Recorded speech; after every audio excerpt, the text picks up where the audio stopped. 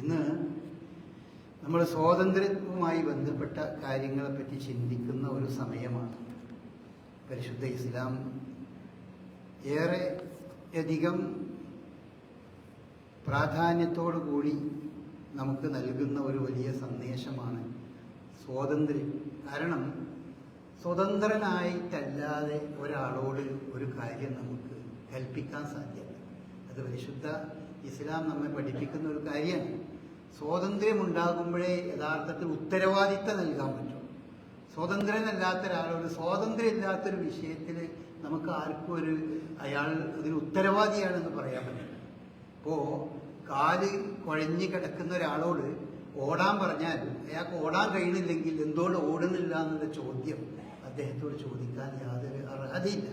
കാരണം അദ്ദേഹത്തിന് ഓടണമോ ഓടാതിരിക്കണോ എന്നുള്ള തീരുമാനിക്കാനുള്ളൊരു സ്വാതന്ത്ര്യം അയാൾക്ക് ഉണ്ടാകുമ്പോഴേ ആ കൽപ്പന അനുസരിക്കാനുള്ള ഒരു ഉത്തരവാദിത്വം അയാൾക്കുണ്ട്. ഉത്തരവാദിത്വവും സ്വാതന്ത്ര്യവും അത് വളരെ പരസ്പര പൂരകങ്ങളായി നിലനിൽക്കുന്ന ഒരു സംഗതിയാണ്.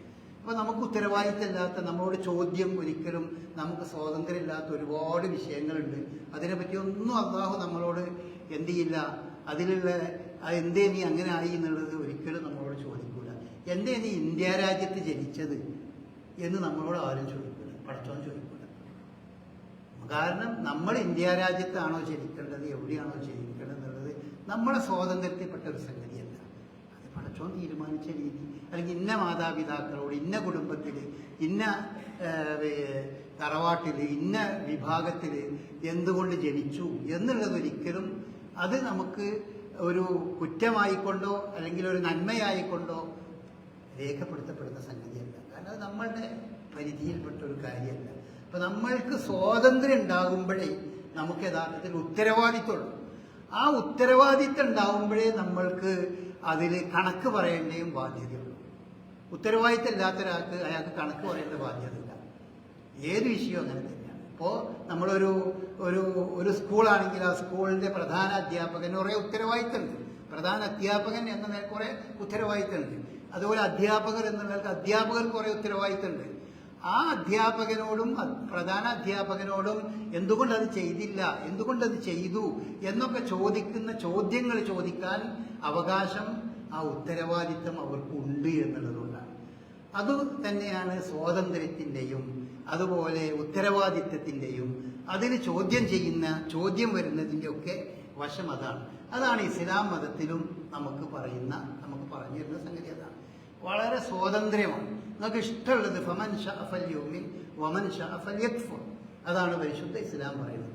നിങ്ങൾക്ക് ഇഷ്ടമുള്ളത് നിഷ്ഠമുള്ള നിലക്ക് നിങ്ങൾക്ക് എന്ത് ചെയ്യാം, വിശ്വാസികളാകാം, വിശ്വാസികളാകാതിരിക്കാം. അത് നിങ്ങളുടെ സ്വാതന്ത്ര്യമാണ്.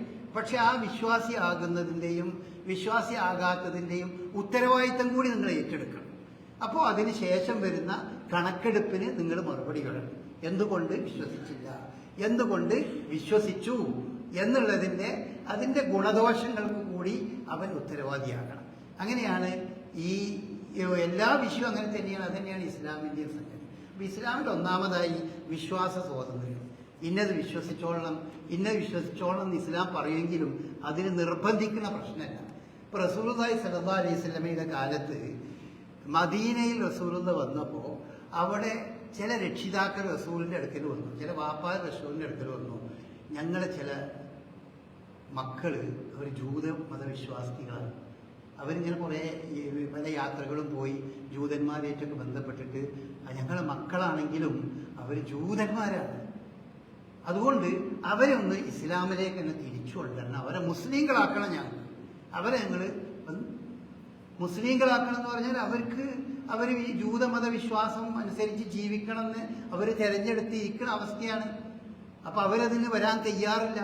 അപ്പോൾ രക്ഷിതാക്കൾ, ബാപ്പാരും അല്ലെങ്കിൽ ഉമ്മാരും രക്ഷിതാക്കൾ പറയണം അവരെ ഞങ്ങൾക്ക് മുസ്ലിങ്ങളാക്കണം. അപ്പോഴവതരിച്ച ഒരു ഖുർആൻ വചനാണ് ലാ ഇക്റാഹ ഫിദ്ദീൻ ഖദ് തബയ്യന റുശ്ദു മിനൽ ഗയ്. നിങ്ങൾക്ക് മതത്തിൽ ആരെയും നിർബന്ധിക്കരുത്. മതത്തിൽ നിർബന്ധമില്ല. കാരണം സത്യം ഇന്നതാണ്, സത്യമല്ലാത്തത് ഇന്നതാണ് എന്ന് വേർതിരിഞ്ഞു കഴിഞ്ഞു. അപ്പൊ സത്യവും അസത്യവും വേർതിരിഞ്ഞു. അത് പറയുക, അത് പറഞ്ഞു കൊടുക്കുക. അത് അവർക്ക് ബോധ്യമാകിയാൽ അവർ സ്വീകരിക്കട്ടെ. ബോധ്യമാണില്ലെങ്കിൽ അവർ സ്വീകരിക്കാൻ അവരെ നിർബന്ധിക്കാൻ പറ്റില്ല. അപ്പൊ ഈ ലാ ഇക്റാഹ ഫിദ്ദീൻ എന്നുള്ള ആയത്ത് നമ്മളൊക്കെ കേട്ടിട്ടുണ്ടാവും. പക്ഷെ അത് അവതരിക്കാനുള്ള പശ്ചാത്തലം കൂടി നമ്മൾ മനസ്സിലാക്കണം. അപ്പോഴാണ് ആ ആയത്തിന്റെ ആ ആഴം നമുക്ക് മനസ്സിലാവുള്ളൂ. സഹാബാക്കളെ സ്വന്തം മക്കളെ ഞങ്ങൾ ഇസ്ലാമിക്ക് പിടിച്ചുകൊണ്ടിരട്ടെ എന്ന് ചോദിച്ചപ്പോ പറ്റില്ല എന്ന് പറഞ്ഞുകൊണ്ടാണ് ഈ ആയത്ത് അവതരിച്ചത്. അതുകൊണ്ട് തന്നെ ഇസ്ലാമിലെ വിശ്വാസ സ്വാതന്ത്ര്യം എന്ന് പറഞ്ഞാൽ അത് അപ്പോൾ ഒരാൾ വിശ്വസിച്ചാൽ ആ വിശ്വസിച്ചതിന് അയാൾ ഉത്തരവാദിയാണ്. അയാൾ അവിശ്വസിക്കുകയാണെങ്കിൽ ആ വിശ്വാസത്തിന് ഉത്തരവാദിയാണ്. അപ്പൊ അതിന് കണക്ക് പറയേണ്ടി വരും. മരിച്ചതിന് ശേഷം കണക്ക് പറയേണ്ടി വരും. മരിച്ചതിന് ശേഷം കണക്കൊന്നും പറയേണ്ടി വരില്ല എന്ന് വിചാരിക്കണ, മരണശേഷം വേറൊന്നും ഒരു ജീവിതവും ഇല്ല എന്ന് വിശ്വസിക്കണ ഭൗതികവാദികളുണ്ട്. അത്തരം ആളുകൾക്ക് അങ്ങനെ വിശ്വസിച്ച് പോകാം. പക്ഷെ നമുക്ക് പറയാനുള്ളത് അങ്ങനെയല്ല. ഇങ്ങനൊരു ജീവിതം വരാനുണ്ട്. ആ ദിവസത്തിൽ നിങ്ങൾ ഈ വിശ്വാസത്തിന് മറുപടി പറയേണ്ടി വരും. സ്വർഗമുണ്ട്, നരകമുണ്ട് എന്നൊക്കെ നമുക്ക് അത് പറയാനുള്ള അവകാശം നമുക്കുണ്ട്. അതാണ് വിശുദ്ധ ഖുർആൻ നമുക്ക് ഇഷ്ടമുള്ളത് തിരഞ്ഞെടുക്കാന്ന് പറഞ്ഞു. ഇന്നാ ഹദൈനാഹു സബീല ഇമ്മാ ശാക്കിറൻ വ ഇമ്മാ കഫൂറ എന്ന് മനുഷ്യന്റെ നിസ്സാരതയെ പറ്റി പറഞ്ഞ് സൂറത്ത് ദഹ്റിൽ പറയുന്നുണ്ട്. ഹൽ അതാ അലൽ ഇൻസാനി ഹീനും മിനദ് ദഹരി ലം യകുൻ ശൈഅൻ മദ്കൂറ. ഓരോരുത്തരോടും വിശുദ്ധ ഖുർആൻ ചോദിക്കുകയാണ്, മനുഷ്യൻ നിങ്ങൾ ഒരു പറയാവുന്ന ഒരു ശൈഅൻ മദ്കൂർ, ഒരു പറയാവുന്നതാണ്. അപ്പോ എന്നെ പറ്റി ഇപ്പോ ഞാൻ എന്റെ പേരും എന്റെ കാര്യമൊക്കെ പറയെങ്കിലും ഇനി പിന്നോട്ട് ഇങ്ങനെ പോയി നോക്കിയാല്, വർഷങ്ങൾക്ക് പിന്നോട്ട് പോയി നോക്കിയാല് ഞാൻ എന്റെ മാതാവിന്റെ ഗർഭപാത്രത്തിലായിരുന്നു. അതും കഴിഞ്ഞ് പിന്നെയും പിന്നോട്ട് നോക്കിയാലോ ഞാൻ എന്ന് പറഞ്ഞ ഒരാൾ തന്നെയല്ല, ഒരു ശൈഅൻ മദ്കൂറല്ല. ഇങ്ങനെ ഒരാളെ പറ്റി പറയാനോ ഒന്നുമില്ല. നിങ്ങൾ ഓരോരുത്തരും എല്ലാവരും ഒരു ശൈഅൻ മദ്കൂർ, പറയാവുന്ന ഒരു വസ്തു പോലും അല്ലാത്ത ഒരു കാലഘട്ടം നിങ്ങൾക്കൊക്കെ കഴിഞ്ഞു പോയിട്ടില്ലയോ എന്ന് വിശുദ്ധ ഖുർആൻ ചോദിക്കുന്നുണ്ട്. ഹൽ അതാ അലൽ ഇൻസാനി ഹീനും മിനദ് ദഹരി ലം യകുൻ ശൈഅൻ മദ്കൂറ ഇന്നാ ഖലഖനൽ ഇൻസാന മിൻ നുത്ഫത്തിൻ അംശാജിൻ നബ്തലി ഫജഅൽനാഹു സമീഅൻ ബസീറ.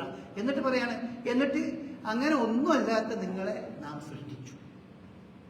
ഇന്നാ ഖലഖനൽ ഇൻസാന മിൻ നുത്ഫത്തിൻ അംശാജ്. ഈ സൃഷ്ടിപ്പിനെ പറ്റി ആലോചിച്ച് നോക്കിയാലോ, വളരെ നിസ്സാരമായ ഇന്ദ്രിയ കണങ്ങളിൽ നിന്ന്, അത്ര നിസ്സാരമായ ഇന്ദ്രിയ കണങ്ങളിൽ നിന്ന് ചെറിയ ഓരോരുത്തരുടെയും നമ്മളൊക്കെ ജനിച്ചു വീഴുമ്പോൾ അല്ലെങ്കിൽ ജനിക്കാൻ കാരണമായ ആ ചെറു കണങ്ങളെ പറ്റി ആലോചിച്ചാൽ അതൊക്കെ വളരെ നിസ്സാരമാണ്. അതിൽ നിന്ന് ജനിച്ച് വലുതായി കുട്ടിയായി വലിയ മനുഷ്യന്മാരായി അങ്ങനെ വളർന്ന ആ കാലഘട്ടത്തെ പറ്റി നിങ്ങൾ ആലോചിക്കണം. എന്നിട്ട് പറയുന്ന കാര്യമാണെന്ന് ഇന്നാ ഹദൈനാഹു സബീല, എന്നിട്ട് നാം നിങ്ങൾക്ക് മാർഗം ഏതാണോ അതിലേക്ക് ഞാൻ നിങ്ങളെ നടത്തി. ഇന്നത് മാർഗങ്ങൾ എന്ന് പറഞ്ഞു തന്നു. അതായത് സ്വർഗത്തിലേക്കുള്ള മാർഗം ഇന്നാണ്, നരകത്തിലേക്കുള്ള മാർഗം ഇന്നതാണ്, ഇങ്ങനെയൊക്കെ ജീവിച്ച അതിൽ നിന്നാണ് ഇമ്മാ ഷാക്കിറം ഇമ്മാ കഫൂറ. നിങ്ങളിൽ ആരൊക്കെ ഈ നന്ദി കാണിക്കുന്നവരായി മാറും അല്ലെങ്കിൽ നന്ദികേട് കാണിക്കുന്നവരായി മാറും എന്നുള്ള രീതിയിൽ, അപ്പൊ നന്ദിയും ചെയ്യുക നന്ദികേടും കാണിക്കുക, ആ രീതിയിൽ ഈ നമ്മളെ സൃഷ്ടിച്ചതിനെ പറ്റിയാണ് പറഞ്ഞെടുക്കുന്നത്. പിന്നെന്താണ്, നേരത്തെ പറഞ്ഞ പോലെ ഈ തെരഞ്ഞെടുക്കുന്നത് എന്ത് തന്നെ ആയാലും നമുക്ക് തെരഞ്ഞെടുക്കാനുള്ള സ്വാതന്ത്ര്യമുണ്ട്. ആ സ്വാതന്ത്ര്യം എന്ത് തന്നെ ആയാലും അതിനെന്തുണ്ട്, നമുക്ക് ഉത്തരവാദിത്തമുണ്ട് എന്ന് പറഞ്ഞാൽ അതാണ് കുല്ലു നഫ്സിൻ ബിമാ കസബത്ത് റഹീന. നിങ്ങൾ ഓരോരുത്തരും ചെയ്യുന്ന കാര്യം എന്താണോ അതിന് നിങ്ങൾ ഉത്തരവാദികളാണ്. അത് നിങ്ങൾ അതിന്മേൽ ബന്ധിതരാണ്, നിങ്ങളുടെ ഓരോരുത്തരുടെയും നഫ്സ് എന്ന് ഇസ്ലാം പറയുന്നത്. അങ്ങനെ ഈ കാര്യം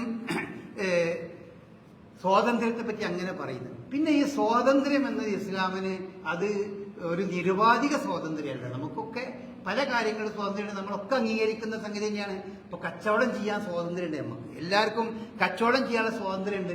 പക്ഷേ വഞ്ചന കാണിക്കാനോ അളവിൽ കൃത്രിമം കാണിക്കാനോ അതിനുള്ള സ്വാതന്ത്ര്യമില്ല. അത് നമ്മുടെ സർക്കാർ ഭൗതിക സർക്കാരിലാണെങ്കിലും വഞ്ചന കാണിക്കുകയോ അളവിലും തൂക്കത്തിലും കൃത്രിമം കാണിക്കുകയോ ചെയ്യാൽ അവൻ അതിന് ഉത്തരവാദി മാത്രമല്ല അതിനുള്ള ശിക്ഷക്കും അവൻ പിന്നെ കാരണക്കാരനാവും.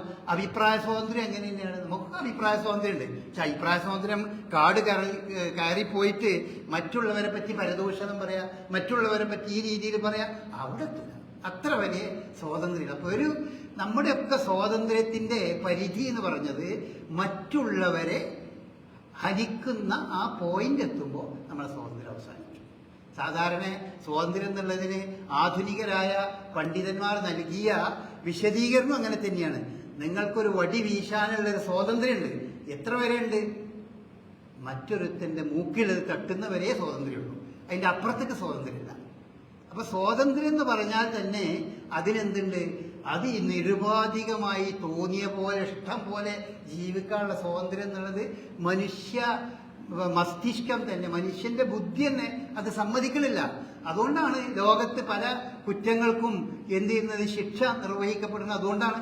അതുപോലെ എനിക്ക് സ്വാതന്ത്ര്യം ഉണ്ട് എന്ന് പറഞ്ഞ് പല നാടുകളും എനിക്ക് സ്വാതന്ത്ര്യമുണ്ട്, തുണി എടുക്കാനും തുണി എടുക്കാതിരിക്കാനും എനിക്ക് സ്വാതന്ത്ര്യമുണ്ട്, എന്റെ വ്യക്തിപരമായ കാര്യമില്ല എന്ന് പറഞ്ഞാൽ അതിനില്ല സ്വാതന്ത്ര്യമില്ല.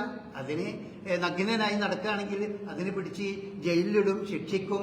അങ്ങനെ കുറെ കാര്യങ്ങളുണ്ട്, കുറെ കാര്യങ്ങൾ അങ്ങനെയുണ്ട്. അപ്പൊ നമ്മുടെ സ്വാതന്ത്ര്യം എന്നൊക്കെ പറയുന്നത് അതിന് ചില അതിരുകളും വരമ്പുകളുണ്ട്.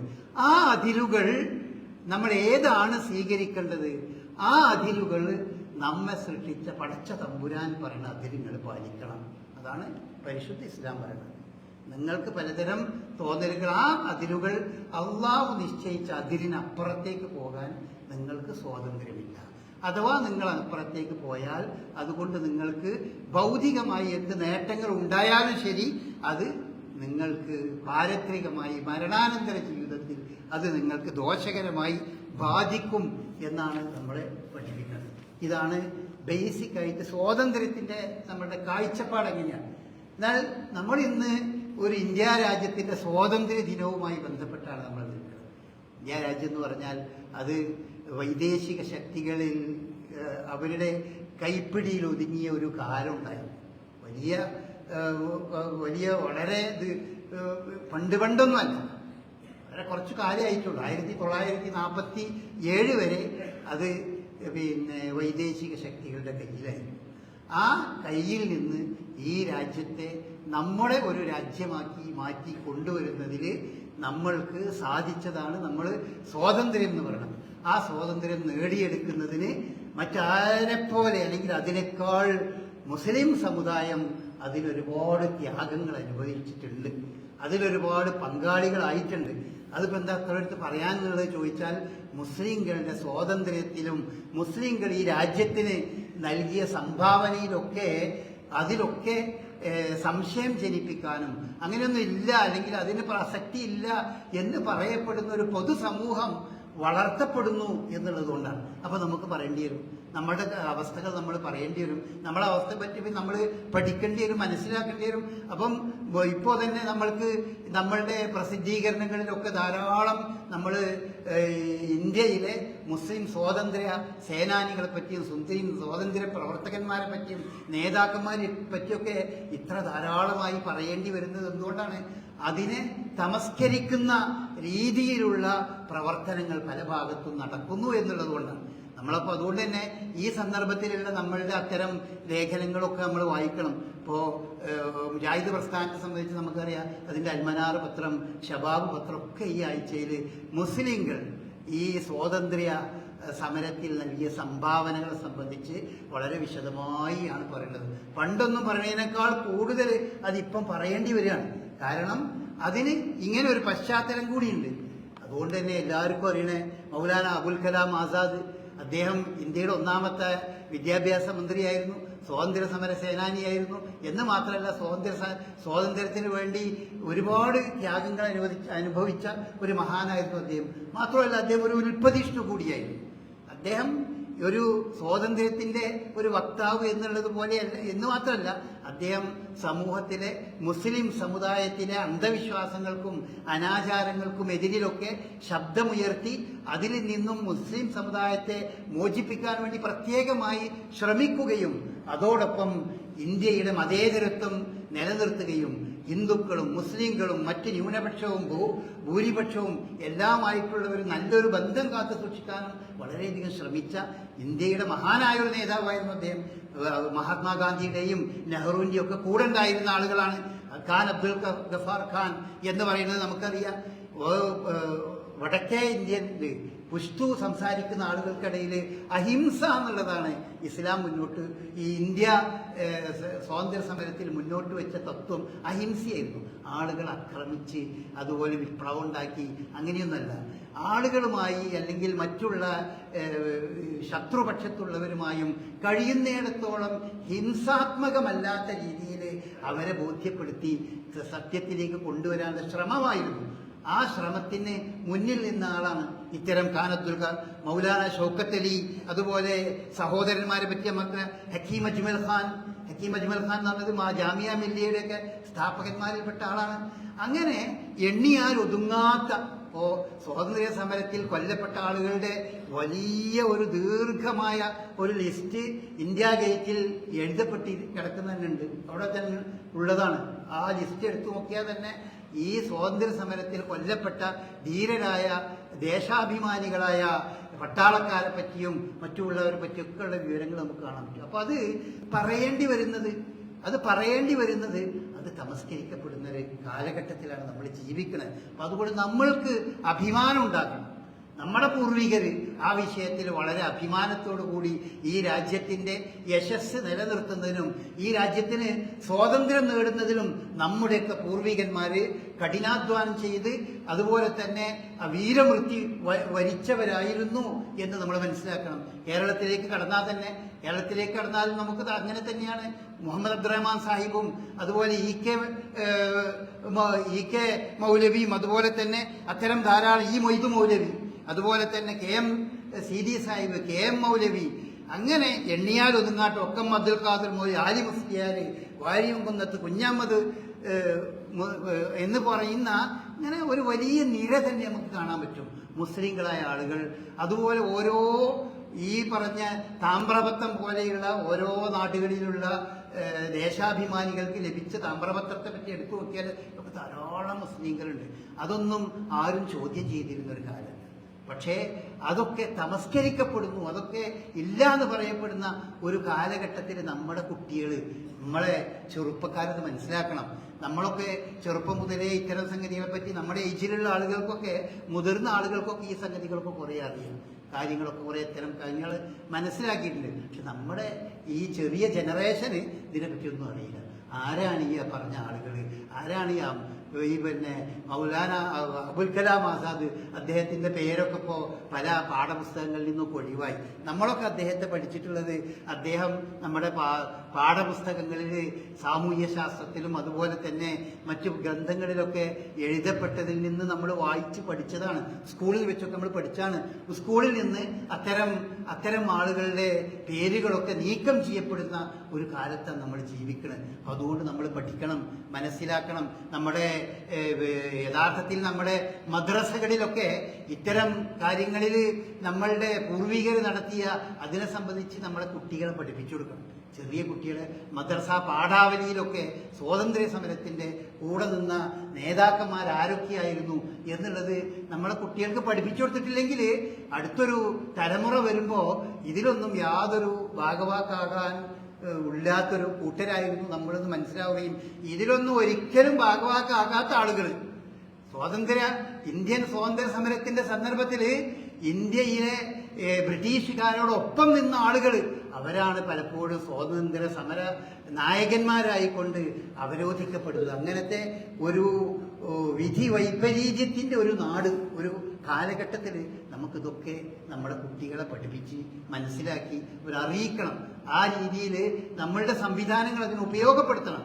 അതിന് ഏറ്റവും നല്ലൊരു സംവിധാനമാണ് നമ്മുടെ മദ്രസ എന്നൊക്കെ പറഞ്ഞത്. അതിലൊക്കെ അത്തരം കാര്യങ്ങളെപ്പറ്റി പഠിപ്പിച്ചു കൊടുക്കുന്ന ഒരു രീതിയൊക്കെ ഉണ്ടെങ്കിൽ അടുത്ത തലമുറ ഇതിനെപ്പറ്റി ആ രീതിയിൽ ഓർക്കുള്ളൂ എന്ന് നമ്മൾ മനസ്സിലാക്കേണ്ടതുണ്ട്. സ്വാതന്ത്ര്യ സമരത്തെപ്പറ്റി അല്ലെങ്കിൽ സ്വാതന്ത്ര്യ ദിനവുമായി ബന്ധപ്പെട്ട് നമുക്ക് ഒരുപാട് കാര്യങ്ങൾ നമുക്കറിയെങ്കിലും ആ കൂട്ടത്തിൽ നമ്മൾ മനസ്സിലാക്കി വെക്കണം. അള്ളാഹു അത്തരം കാര്യങ്ങൾ പഠിക്കാനും മനസ്സിലാക്കാനും നമ്മുടെ നാടിന്റെ കാര്യത്തിൽ നമുക്ക് അഭിമാനിക്കാനുമുള്ള ഒരവസ്ഥ എപ്പോഴും നമുക്ക് അഭിമാനിക്കാം. അവനാൻ ജനിച്ച് വീഴുന്ന നാടല്ലേ, ആ നാട് നമ്മളാരും തിരഞ്ഞെടുത്തല്ലോ. പടച്ചോൻ നമ്മൾ ജനിക്കേണ്ടത് ഇവിടെയാണ് തീരുമാനിച്ച് നമുക്ക് നൽകിയൊരു നാടാണല്ലോ ഇന്ത്യ രാജ്യം. അതിനോട് സ്നേഹമില്ലാതെ ആ രാജ്യത്തോട് വെറുപ്പ് അതൊന്നും ഒരു മുസ്ലിമിന്റെ മനസ്സിലുണ്ടാകാൻ പാടില്ലല്ലോ. അവനാന്റെ നാടിനോടുള്ള സ്നേഹം എന്ന് പറയുന്നത്, ആ നാടിനോടുള്ള ഇഷ്ടം എന്ന് പറയുന്നത്, അത് യഥാർത്ഥത്തിൽ നമ്മളിലൊക്കെ അലിഞ്ഞു ചേർന്ന ഒരു വികാരമാണ്. ആ രീതിയിൽ നാടിനോടുള്ള സ്നേഹവും ദേശത്തോട് ദേശഭക്തി എന്നൊക്കെ പറയുന്നത് നാടിനോടുള്ള സ്നേഹത്തിന്റെ ഭാഗമാണ്. ആ സ്നേഹവും നമ്മൾ നിലനിർത്തി തന്നെ കൊണ്ടുപോകണം. അതുള്ള രീതിയിൽ തന്നെ നമ്മളുടെ ഭരണഘടനയും ഒക്കെ നിലനിൽക്കാൻ നമ്മൾ ശ്രദ്ധിക്കണം, ശ്രമിക്കണം. ഇതിനെപ്പറ്റിയുള്ള ബോധം നമ്മളിൽ ഉണ്ടാകണം. അല്ലാഹു അനുഗ്രഹിക്കുമാറാകട്ടെ.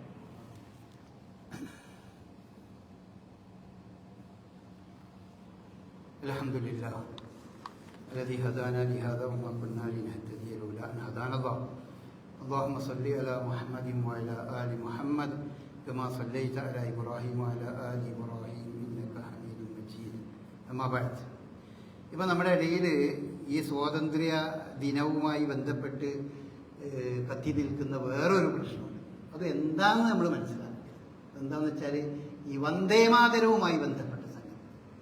വന്ദേമാതരം എന്ന് പറഞ്ഞത് ഒരു ദേശഭക്തി ഗാനമാണ്. ആ ദേശഭക്തി ഗാനമായിക്കൊണ്ട് തന്നെ 1937 മുതൽ അത് ഇന്ത്യ രാജ്യത്ത് ആലപിച്ചുകൊണ്ടിരിക്കുന്ന ഒരു ഗാനമാണ് വന്ദേമാതരം എന്ന് പറയുന്നത്. ബംഗാളി ഭാഷയിൽ ഒരു ബങ്കിം ചാറ്റർജിയാണത് 1870 എഴുതിയതാണ്. അതാദ്യമായിട്ട് ദേശീയഗാനം ഉണ്ടാക്കിയ ടാഗോറാണ് അത് പാടിയത്. കോൺഗ്രസ് കാലഘട്ടത്തിലെ കോൺഗ്രസ് ഔദ്യോഗികമായി അംഗീകരിച്ച ഒരു ദേശീയ ഗീതമാണത്. പക്ഷെ അവരൊക്കെ അംഗീകരിച്ചിരുന്നതും അവരൊക്കെ പാടിയിരുന്നതും ഉള്ളത് അത് ഈ വന്ദേമാതരം എന്ന കവിതയിലെ ആദ്യത്തെ 2 ഖണ്ഡിക. അതിൻ്റെ 2 ഖണ്ഡിക കഴിഞ്ഞ് ബാക്കിയുള്ള ഭാഗത്തെപ്പറ്റി 1930കളിൽ തന്നെ വലിയ പ്രതിഷേധങ്ങൾ ഉണ്ടായിട്ടുണ്ട്. ആ ബാക്കി ഭാഗങ്ങൾ എന്തായാലും നമ്മളുടെ ദേശീയ ഗാനമായി ഇന്ത്യയെ പോലുള്ള രാജ്യത്ത് പാടാൻ പറ്റിയതല്ല എന്ന് ആ കാലഘട്ടത്തിൽ തന്നെ വലിയ വിമർശനം ഉണ്ടാവുകയും അങ്ങനെ പണ്ഡിറ്റ് ജവഹർലാൽ നെഹ്റുവും ഗാന്ധിയും മൗലാന ആസാദും അതുപോലെ ടാഗോർ പോലെയുള്ള മുസ്ലിങ്ങളല്ലാത്തവർ പോലും അത് ശരിയാണ്. ആ 2 ഖണ്ഡിക കഴിഞ്ഞാൽ ബാക്കി ഭാഗം എല്ലാവരും പാടണം എന്ന് പറയുന്നത് ഒരിക്കലും ഇന്ത്യൻ്റെ മതേതരത്വത്തിനും അതിനൊരിക്കലും യോജിച്ചതല്ല എന്നവർ കണ്ടെത്തുകയും അങ്ങനെ 1937 മുതൽ ഈ ദേശീയ ഗീതമായി അംഗീകരിച്ചിരുന്നത് ഈ വന്ദേമാതരം എന്ന ആ കവിതയിലെ അല്ലെങ്കിൽ ആ ഗാനത്തിലെ ആ ഗീതത്തിലെ ആദ്യത്തെ 2 ഖണ്ഡികകൾ മാത്രമാണ്. അത് പോരാ, ഇപ്പോ അത് മുഴുവൻ ആലപിക്കണം. ദേശീയ ഗാനം ആലപിക്കുന്നത് പോലെ അത് മുഴുവൻ ആലപിക്കണം എന്നാണ് നമ്മുടെ കേന്ദ്ര സർക്കാർ ഇപ്പോൾ ആ രീതിയിലുള്ള നിർദ്ദേശങ്ങളാണ് നൽകിയിട്ടുള്ളത്. ആ നിർദ്ദേശം വന്നതുകൊണ്ടാണ് അതൊരു ചർച്ചയും പ്രശ്നങ്ങളൊക്കെ ആയി മാറുന്നത്. എന്താ അപ്പം അതിന് ശേഷമുള്ള പ്രശ്നം? അതിന് ശേഷമുള്ളത് പണ്ട് മുതലേ മുസ്ലിം മതവിശ്വാസികൾ അത് ഞങ്ങൾക്ക് പാടാൻ പറ്റൂല എന്ന് പറഞ്ഞു. അങ്ങനെ നമ്മളെ ദേശീയ ഗാനങ്ങളിലും മറ്റു പലതിലൊക്കെ അവനവൻ വിശ്വസിക്കുന്ന വിശ്വാസത്തിന് വിരുദ്ധമായി വല്ലതും കാണുകയാണെങ്കിൽ അത് പാടിക്കൊള്ളണം അല്ലെങ്കിൽ അത് പറഞ്ഞോളണം എന്നില്ല എന്നുള്ളത് സുപ്രീം കോടതി തന്നെ നേരത്തെ ദേശീയ ഗാനത്തിൻ്റെ കാര്യത്തിൽ ഈ പൊന്തക്കോസ്റ്റ് വിഭാഗം ക്രിസ്ത്യാനികൾ ഒക്കെ അതിനെതിരെ ചില വാദങ്ങൾ ഉന്നയിച്ചപ്പോൾ സുപ്രീം കോടതി അങ്ങനെ വിധിച്ചതാണ്. അവനാൻ്റെ വിശ്വാസം, മതസ്വാതന്ത്ര്യവും അവനാൻ്റെ വിശ്വാസം അത് കാത്തു സൂക്ഷിക്കുക എന്നുള്ളത് ഭരണഘടനാപരമായ ഇസ്ലാമിലെ എന്നല്ല ഇന്ത്യ രാജ്യത്തിൻ്റെ ഭരണഘടനത്തിൽ അംഗീകരിച്ച സംഗതിയാണ്.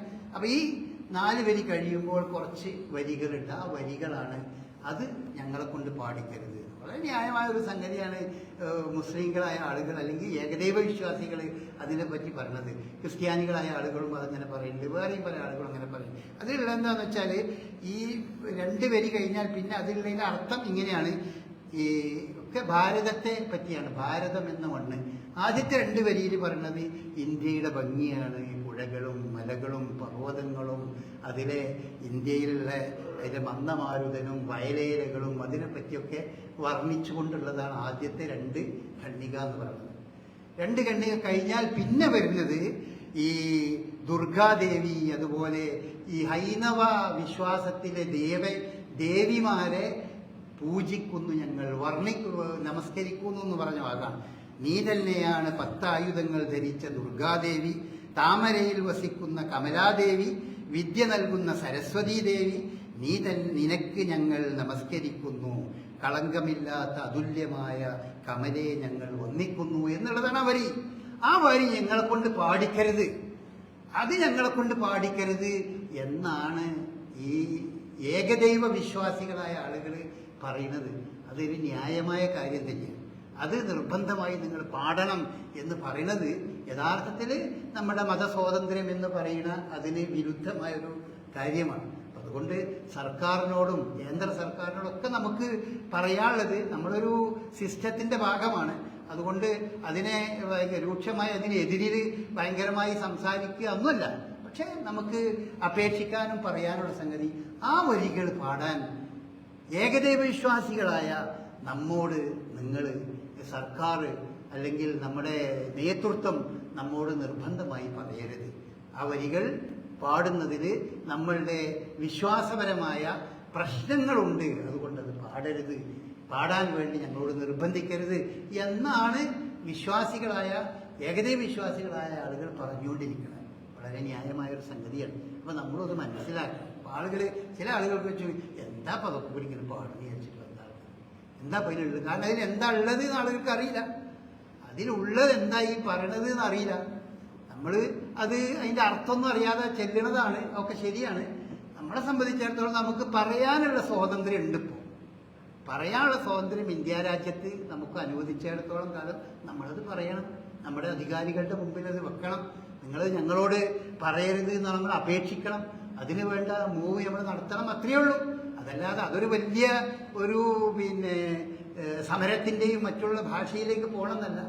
ന്യായമായൊരു സംഗതി നമ്മളെ ബോധവൽക്കരിച്ച് അതിൻ്റെ കൂടെ നിൽക്കണം. അതാണ് ഈ വന്ദേമാതരവുമായി ബന്ധപ്പെട്ട പ്രശ്നം എന്നുകൂടി നമ്മൾ മനസ്സിലാക്കുക. അല്ലാതെ ചെറിയ ചെറിയ പ്രശ്നങ്ങൾക്ക് പ്രശ്നം ഉണ്ടാക്കരുത് എന്നൊക്കെ ചില ആളുകൾ ഇങ്ങനെ പറയുന്നുണ്ട്. ഇതാ അപ്പോൾ ഒരു പാട്ട് പാടുന്നത്, അല്ലെങ്കിൽ അതിലൊക്കെ അപ്പോൾ വലിയൊരു കാര്യം എന്നൊക്കെ ചിന്തിക്കുന്നത്. അത് ഇതാണ് പ്രശ്നം. ബഹുദൈവത്വം എന്നതിനോട് ഏകദൈവ വിശ്വാസികൾക്ക് ഉണ്ടാകേണ്ടത് ആ ഒരു മനോഭാവമാണ്. ആ ഒരു മനോഭാവത്തിൽ വെള്ളം ചേർക്കാൻ നമുക്ക് നിവൃത്തിയില്ല. ബാക്കിയുള്ള പലതിലും നമുക്ക് എന്ത് ചെയ്യാൻ പറ്റും, കോംപ്രമൈസ് ചെയ്യാൻ പറ്റും.